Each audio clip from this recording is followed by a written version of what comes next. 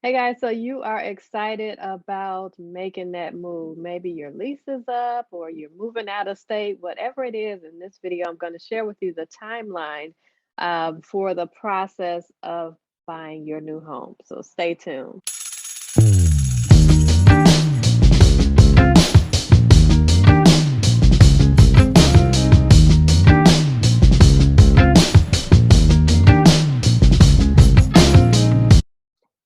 So, who am I? I am Knifie Burks. I'm your Tampa Bay area relocation specialist. I help you to relocate to Tampa if you're interested in relocating to Tampa. If not, this video will still give you the timeline of what you need to move into your new home, the entire home buying process. But I relocated to Tampa about 3 years ago, almost 3 years ago. And during that process, a lot of things came up. Even though I've been licensed for 21 years, being on the other end was a bit of a shift for me.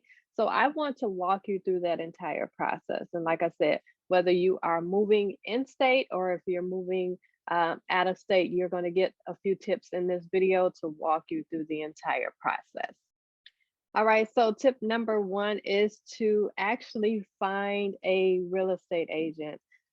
If you are trying to do it on your own, that process is going to be a lot longer. It's like you trying to pull the puzzle pieces of a puzzle together with pieces missing. So you're going to be doing a ton of research. You're going to be doing a ton of looking on Zillow, on Realtor.com, but you want to hire someone in that area that you're moving to just to make sure you have all of your ducks in a row. So hire a realtor and just know as a buyer, the seller actually pays the realtor. So you don't have to pay a realtor. So there's no need to do it on your own. Even if you're looking for a new construction home, a brand new home, you definitely should hire a realtor because as you go into new construction homes, just realize the salespeople there work for the builder. They don't work for you. So you want someone to represent you at all times. So go ahead and choose a realtor. So that's step number one. Step number two is to get pre-approved. Once you're pre-approved, you will know what you qualify for. You'll know what your monthly mortgage is. You'll be confident in knowing when you go out into this market, which is still a hectic market, you'll know exactly what you qualify for, exactly what your down payment will be based on your price range. You'll also know how high you can go with taxes. And if you're looking for a condo or a townhome, you'll know if your loan qualifies you for that. So get pre-approved. If you need a list of vendors, just comment below or reach out to me, and I'll give you a list of lenders, preferred lenders that can help you based on your needs. A few of the lenders that I work with offer down payment assistance. I have lenders that handle that do 203K loans. So if you're finding homes out there that need a ton of work, but it's actually a good thing to look at those properties. Don't overlook those properties because a lot of the properties that are move-in ready, they're getting multiple offers. But if you find a home that's the actual size, room count, and on the land that you want specifically, you can get a 203K rehab loan, FHA, and you can fix that home up exactly how you want it. So if you want a list of vendors, go ahead and comment below and just ask, and I'll send that over to you. The next thing is to go out and go shopping, go find that property. You want to find the perfect property that fits your finances. And I want to kind of throw this in. You want to make sure, even if you are approved for, just say, for example, I'm going to throw some numbers out there. If you're approved for 300K and your mortgage is going to be um, $1,800 a month. I'm just throwing that out there. But if your mortgage is $1,800 a month and it's going to stop you from doing what you love, do not go up to $1,800 a month. I'm a person that loves to get out. I love to travel. So if I was in a space where I had a mortgage that was too high, I would be basically stuck in my home, unable to travel, unable to get out to eat with my daughter. Um, that would be a little stressful. So make sure, even if you are approved for a specific amount, make sure you stay in the range of the mortgage that is affordable to you and that will help you to continue to afford the lifestyle. So when that lender gives you that mortgage approval and it says you're approved for 500K, just think about that mortgage on 500K. Think about, will this allow me to continue to travel? Will this allow me to enjoy the lifestyle that I want? If not, ask the lender to get down to a specific mortgage for you, so you'll know when you go out to look at homes that you need to look in this specific price range so that you can still enjoy the lifestyle that you want. And then the next thing that you have to do is make an offer. And just know, if you've already chosen a realtor, you do not have to figure this out on your own. When you're making an offer on a property, you're just basically telling the realtor the terms of the offer. So you're telling the realtor how much you want. Of course, if you have a great realtor like me, you're going to have a realtor that suggests to you or kind of helps you with those numbers. And then you're going to tell the realtor when you want to close and different things like that. The realtor is going to ask you a list of questions, and the realtor, your realtor or me, will take care of um, writing that contract for you. And then we will normally go over that contract with you and have you sign and initial where it's needed so that we can go ahead and submit that to the listing agent. So when that offer is accepted, in most cases, when that offer is accepted, this is when you turn in that earnest money. And depending on which state you're in, you have a couple of days to turn that earnest money in. Some states it's 24 hours. So make sure you ask your realtor how quickly earnest money has to be turned in. So just say, for example, the seller accepts your offer today, and you told the realtor in that contract that you would be giving them a check for $1,000 for your earnest money. When you give them that check for $1,000 for that earnest money, that your realtor has to deliver it to the listing agent or whoever is holding that earnest money within the time frame that's written in your contract. So make sure when you are going out and you're looking at homes that you ask with your realtor or check with your realtor to find out what the common earnest money amount is, to make sure that you have that in the bank to give once your offer is accepted. So once your offer is accepted and then you turned in that earnest money, also during that same time period, you're letting your lender know, I have found a home. Your real lender is going to start running those numbers and getting your information over to the appraiser and over to underwriting. So, and also depending on what state you're in, if you're in an attorney state, you will have your contract sent over to your attorney during that time period.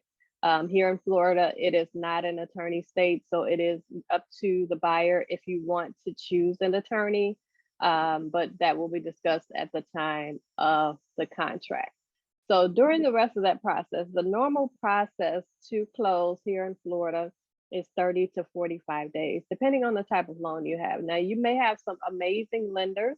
Like I have a few on my list that can close in less than 30 days. I've had a lender that had my clients approved for an FHA loan in about, I think it was like 20 days or something like that.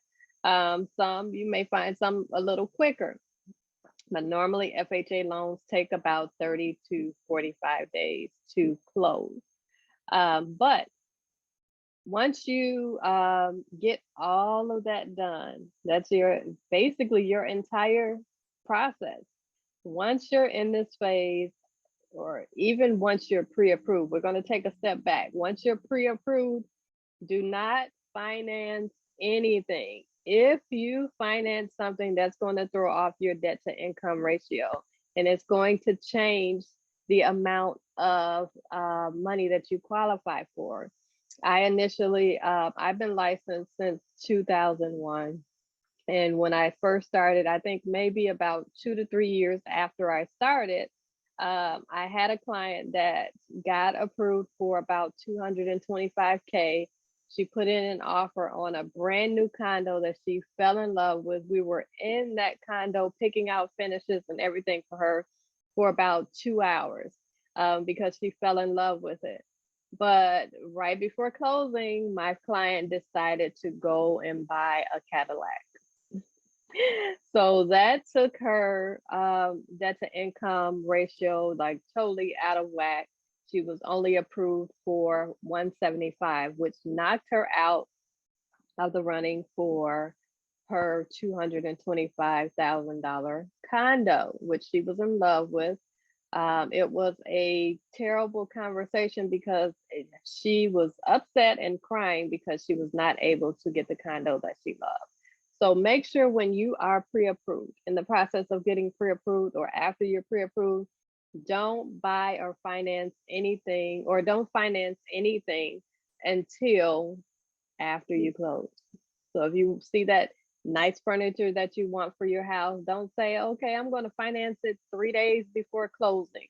Or if you have issues, or some people have issues with their cars and they want to finance a new car before closing because they really, really need it. I'm telling you, that's the time to catch Uber. Do not finance anything before closing on your home. And then after the appraisal is done, after your loan has went through underwriting, you'll get the clear to close, and then it's normally closing day. So within 3 to 5 business days, sometimes even quicker, you'll be able to go to closing and get the keys to your new home. So that's it. That's the entire process of buying a home. You find a realtor, you get your mortgage pre-approval, you find the property, you make an offer, put down that earnest money. And by the way, that earnest money, just remember I mentioned 1,000, just say for example, you're putting $1,000 earnest money down at the beginning when your offer is accepted.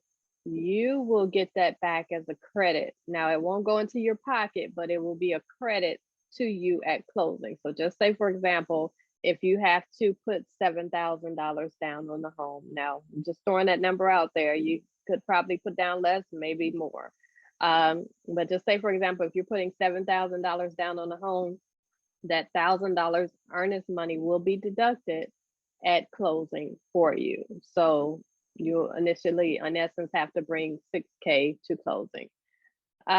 So that's about it for those of you that are moving in state. If you're staying in state, if you live in Florida, or I'm from Illinois, if you live in Illinois or wherever you're living out in a different area, if you're staying in state, that's the entire process, 30 to 45 days. It could be less, like I mentioned, depending on your lender and how quickly they can get you approved.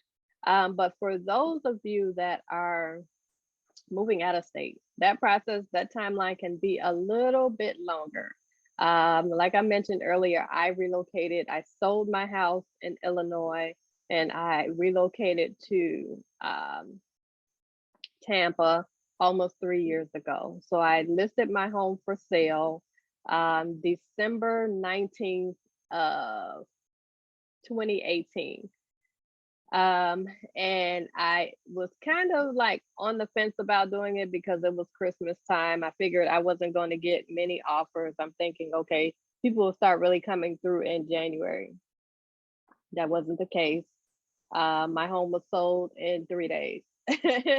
So I had to kind of push everything into high drive because I knew that I wanted to move to Florida.